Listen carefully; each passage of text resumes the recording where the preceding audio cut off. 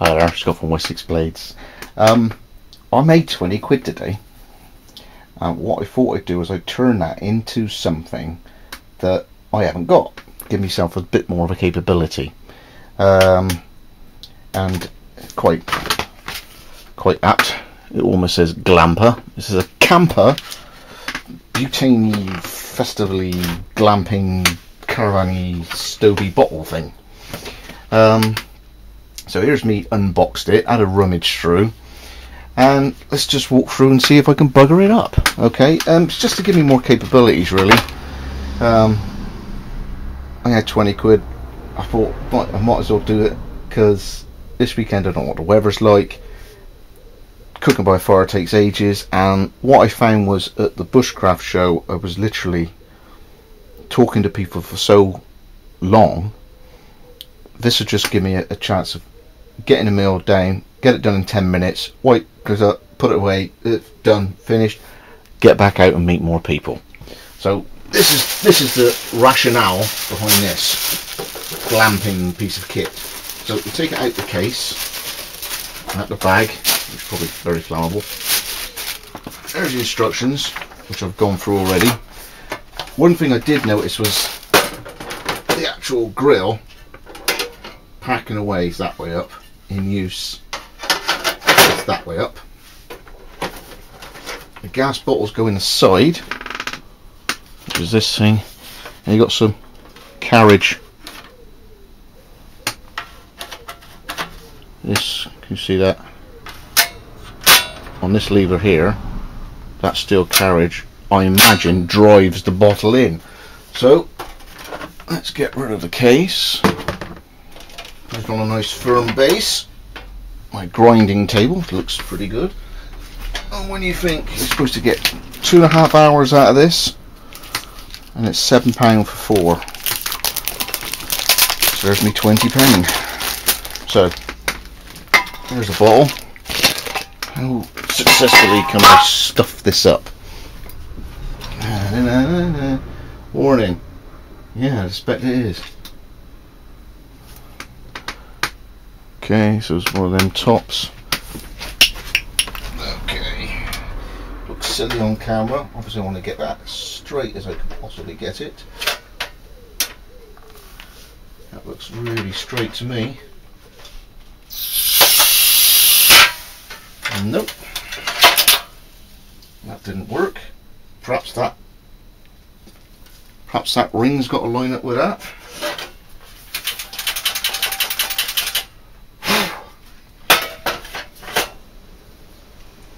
Yep, that ring's got to line up with that.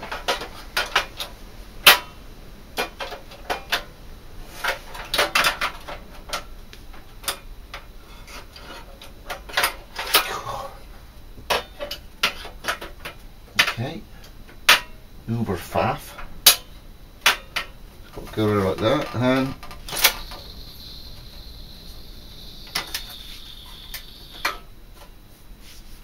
still leaked a bit. Okay, I'm going to put it over there, away from me. Clean shot, just about. Okay, knock the light up. Turn some light on the situation. Whoop. And whoop. And this is where I find out the piezo doesn't work.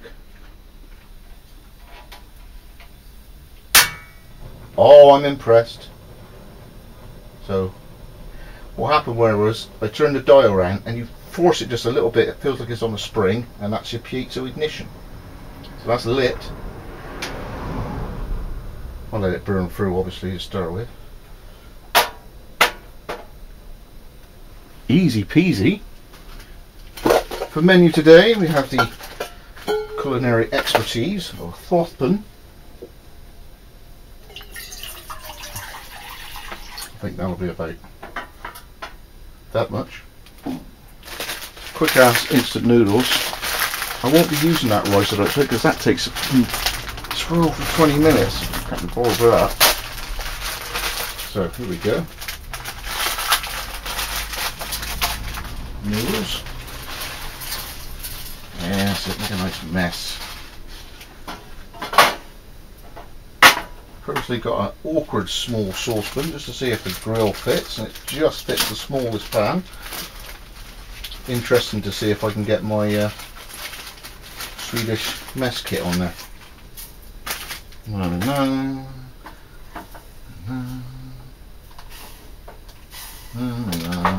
Just get it all wrong.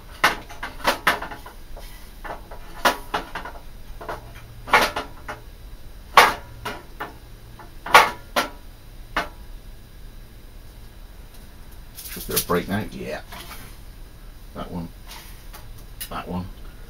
Turn it down a little. How controllable is it?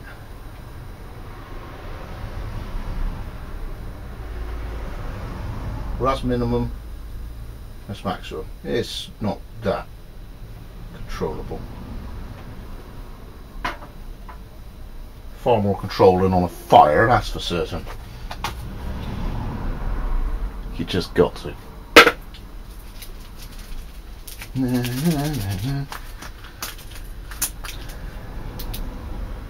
you bugger it up.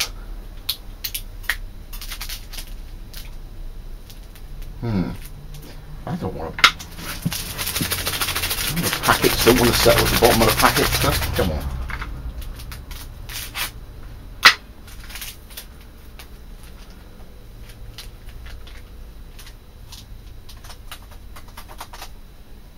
Forehead.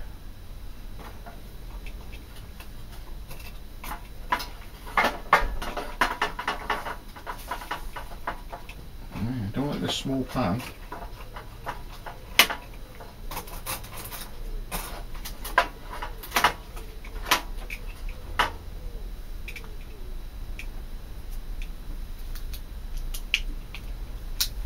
So far I managed to fudge my way around doing everything wrong, and it's still got it to work. So, let's have a little tour around it. I'll put the bottle out of the way. Okay. So,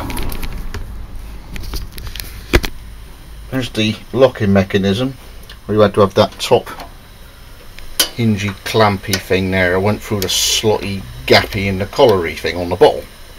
Okay. Got some diaphragm regulatory thing there. I don't know. So that's locked in. That's that thing. The saucepan just dropped off the burner again. And you see the ignition is right on max, and then you tweak the handle around a little bit more.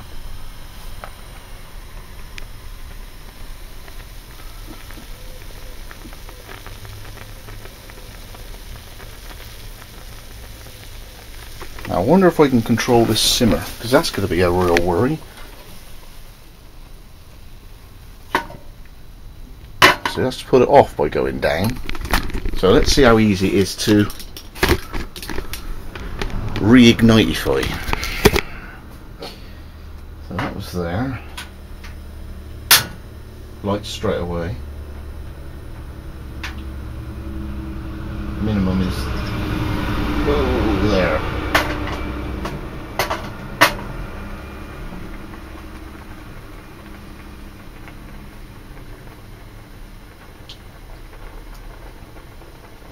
So I don't think he'll like a small pot. So get myself a next saucepan up. Because what it seems to me is that the amount of control that I've got on here, the minimum, is pretty ferocious on a small pan like this. But you only need 3 minutes on noodles, don't you? So that's about now. So off.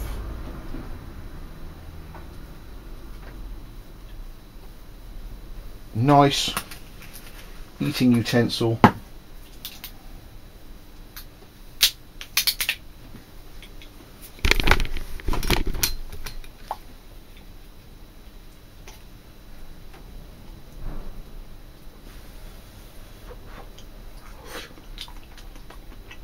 Yeah, that'll do. So, not too bad, bumbled through that. See you in a minute. I'll go through the packy uppy points and how long it takes for that thing to cool down in order for you to flip it over and pack it all away again in a minute. So I'm looking at my watch, 2:16. See in about 3 minutes, 4 minutes.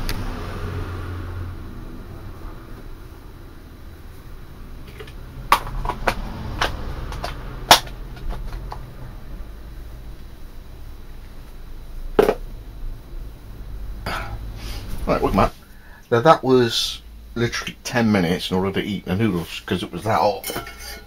It's a case of, you know,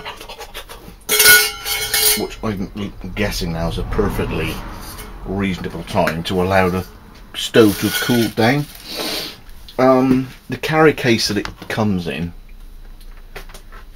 it definitely comes across to me is you need the carry case, because the construction of the stove is very, very thin.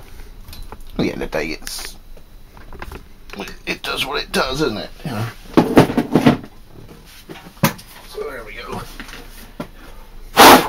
Get rid of the old noodles. So underneath, it's just ever so slightly warm. That's now handleable. So that was 10 minutes.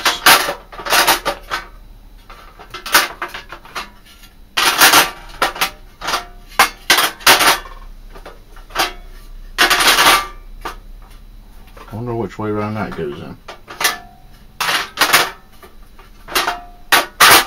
Yeah, it seems to like the red label that way round. So 2 where the bottle is. So reminders, the sprung loaded clip, this is there, central needs to go in the gap of the collar. Seems to be in there, but it's not in there very securely. The spring that holds that on is I don't think there is one. Nope, it's just gone over center. So that cover just drops and opens. So there's no spring on that.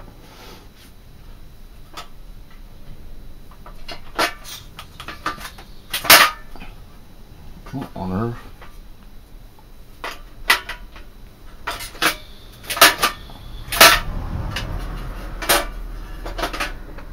So that means every time you put that on, it unlocks the canister.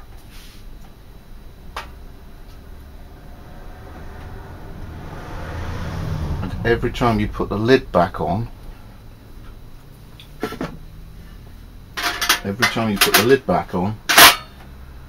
it disengages the ball.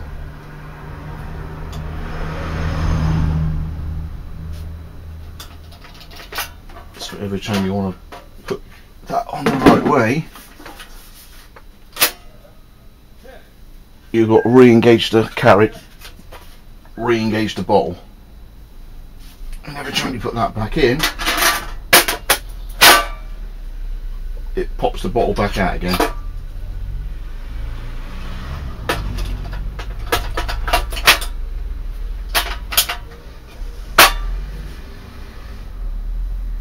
So in transit, the bottle is as shut as what its original seal is, as opposed to how good the union is inside there by the regulator, I suppose. That's the theory behind that.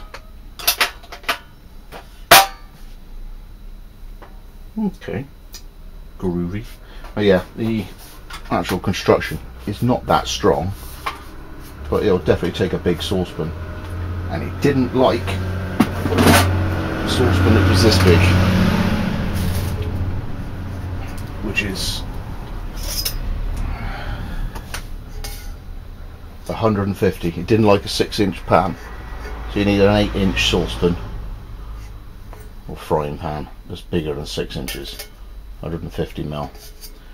Other than that, that should make things a little bit easier, quicker, stress less. So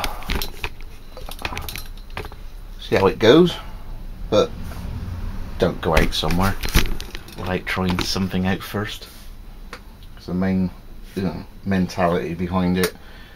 I mean, obviously if you turn up somewhere and you know full well that your tent was ripped and you literally turning up and you got to buy a new tent on the day, well, that's life, innit? You know, you just have to suck it up, deal with it, learn it, know how to put it up, and figure it out before the rain comes down.